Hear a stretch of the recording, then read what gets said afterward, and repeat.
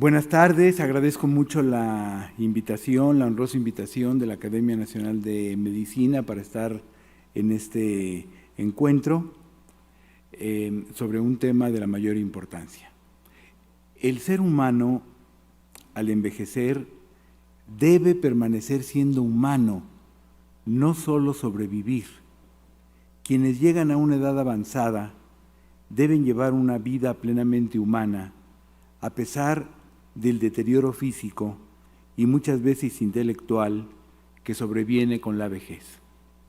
La vida no vivida es una enfermedad de la que se puede morir, advirtió Carl Gustav Jung. La edad a la que se considera que una persona ha llegado a la vejez ha cambiado a lo largo de la historia y cambia según el lugar, el círculo social, el nivel de desarrollo, la idiosincrasia y la cultura.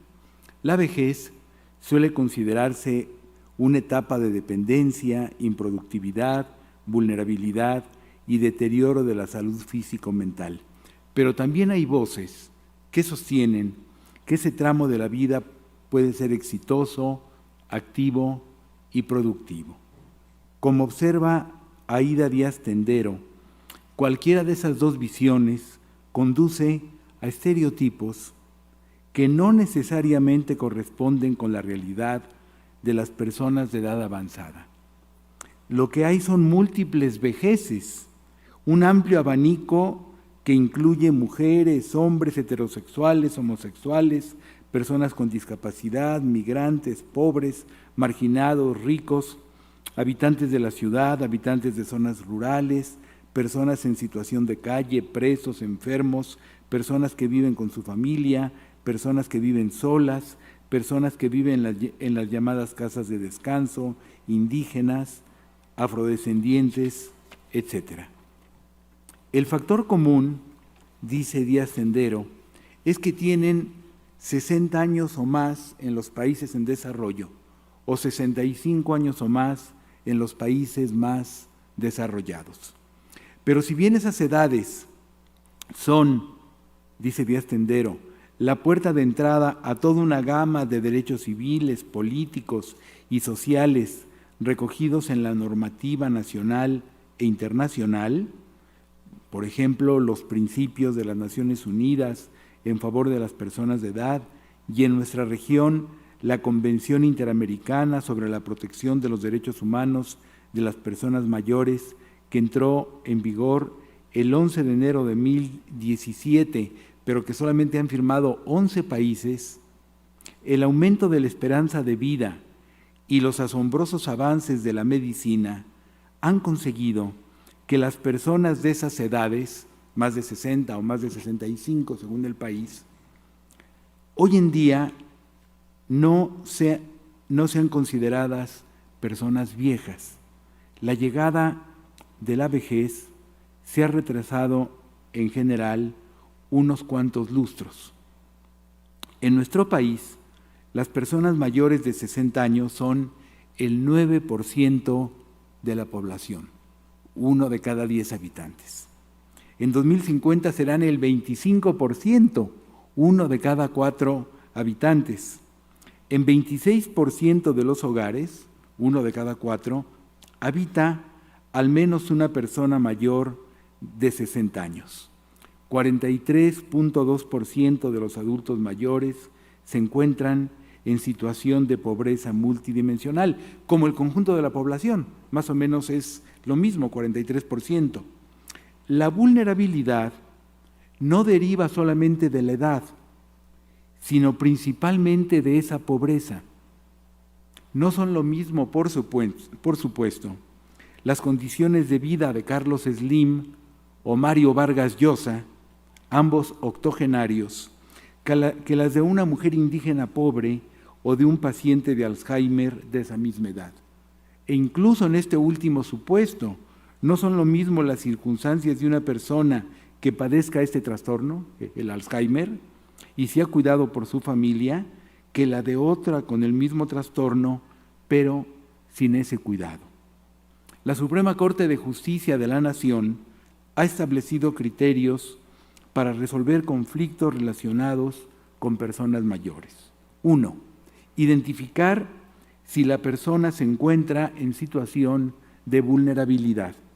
La vulnerabilidad incluye maltrato, discriminación, negligencia, deterioro de la salud, enfermedades degenerativas o terminales, estado de necesidad y violencia. 3. Considerar sus intereses y derechos. 4. Importantísimo, respetar su autonomía. En muchas ocasiones se trata a las personas mayores como a los niños, es decir, no se respeta que puedan tomar decisiones autónomamente. 5. Suplir la deficiencia de la queja, es decir, la queja de un adulto mayor no debe examinarse estrictamente, sino que debe suplirse cualquier deficiencia que presente. Y 6. Atender el contexto de cada persona, a lo que me refería antes. Hay personas, yo tuve el privilegio de tener amistad con don Andrés Enestrosa, que a los 99 años estaba magníficamente, y en la fiesta que le hacían cada año bailaba con todas las muchachas.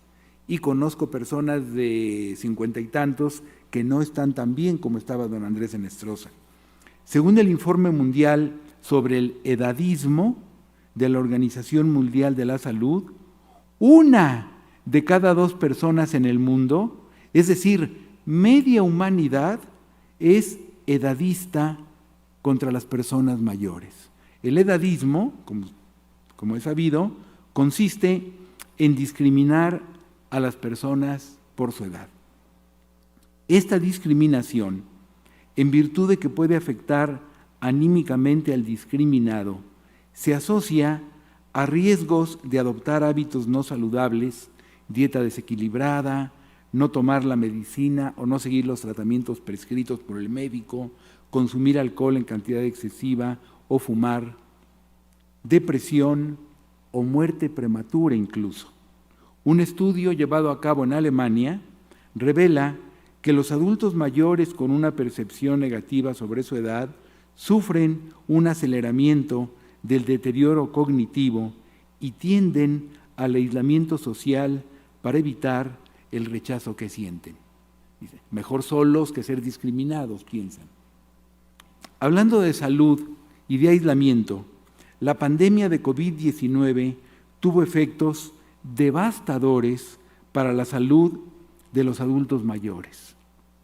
Como eran el grupo de mayor riesgo, sucedió lo siguiente.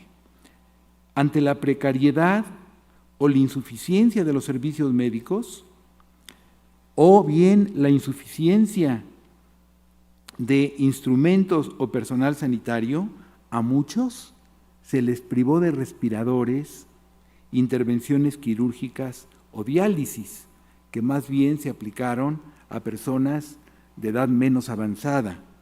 Además, para protegerlos del contagio, se les aisló de todos y de todo. Hubo muchísimas personas mayores que no eran visitadas por sus hijos, y el argumento era para protegerlos, para que no se contagien.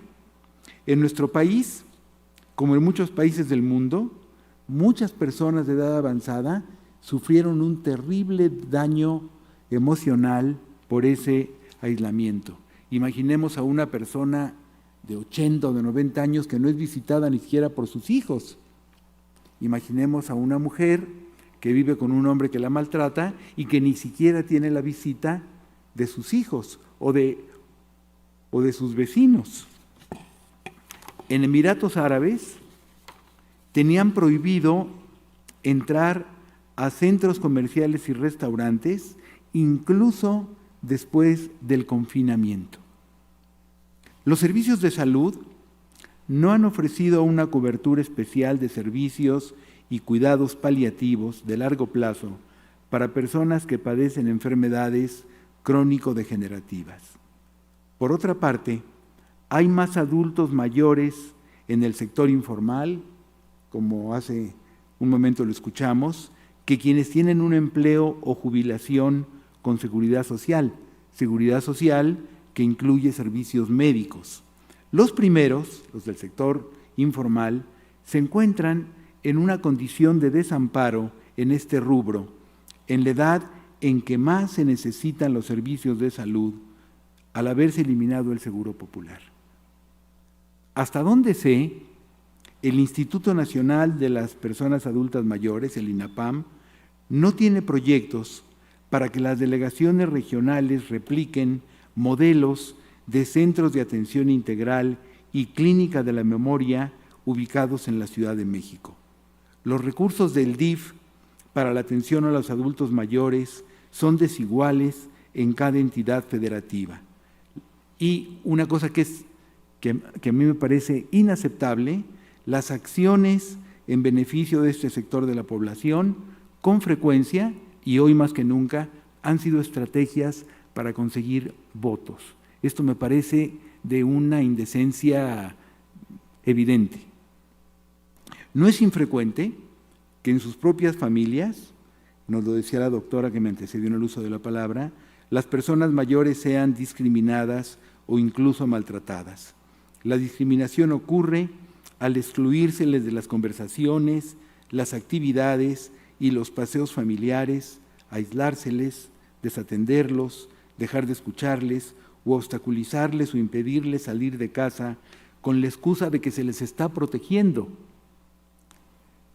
Se puede matar anímicamente a un adulto mayor si no se le permite salir de paseo o a visitar a amigas o amigos.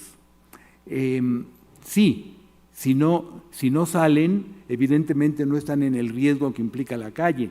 Y decía el gran filósofo Pascal, las dificultades del ser humano empiezan cuando éste toma por las mañanas la estúpida decisión de salir de su recámara.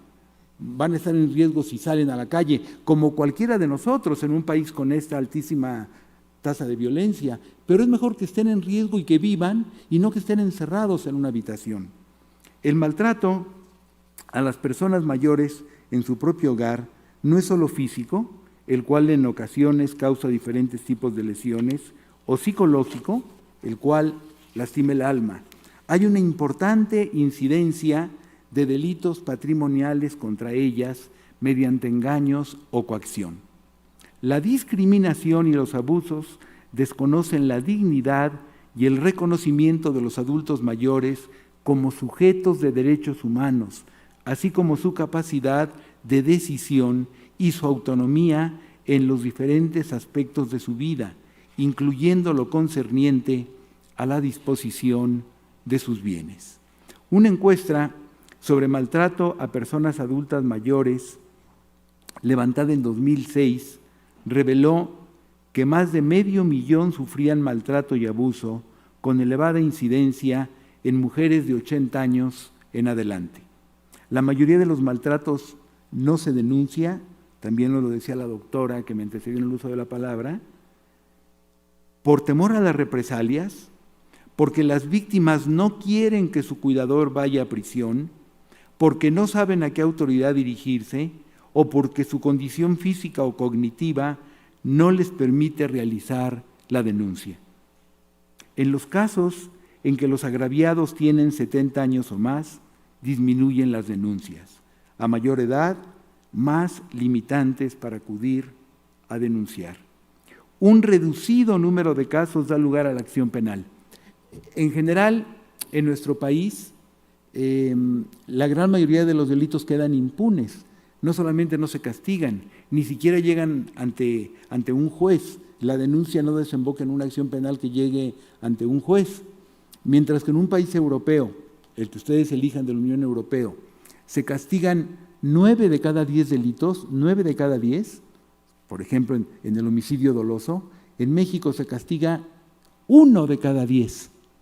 Esto, evidentemente, si es una tendencia general, evidentemente también afecta a las personas mayores. Las fiscalías de justicia no suelen realizar una intervención rápida ni eficaz para atender las denuncias de delitos contra adultos mayores. Y aquí también, lamentablemente, debo generalizar, las fiscalías de justicia tampoco suelen realizar una intervención rápida ni eficaz para atender las denuncias del resto de la población. Yo creo que en México el Ministerio Público, a mí me recuerda lo que decían los gnósticos, una secta de los primeros años del cristianismo. Decían, el mundo no fue creado por Dios, sino por un endriago, un demonio malvado que creó el mundo con toda la intención de que funcionara mal. Bueno, yo creo que el Ministerio Público en México lo creó también un endriago. Luis Buñuel aseveró, la edad es algo que no importa, a menos que sea usted un queso. A punto de cumplir los 100 años, Ernest Junger fue entrevistado. El periodista empezaba a formular una pregunta, ¿ahora que es usted anciano? Junger lo interrumpió. No, perdone, yo fui anciano, como antes fui niño, joven, maduro. Yo he dejado la vejez atrás. Ahora tengo lo que bíblicamente se conoce por edad canónica. Fernando Savater se pregunta si puede salirse de la vejez por arriba y discurre, entonces la muerte no llegará, si llega, como algo justificado, sino como una interrupción impertinente. Algo así como levantarse y abandonar el concierto en pleno Allegro. Muchas gracias.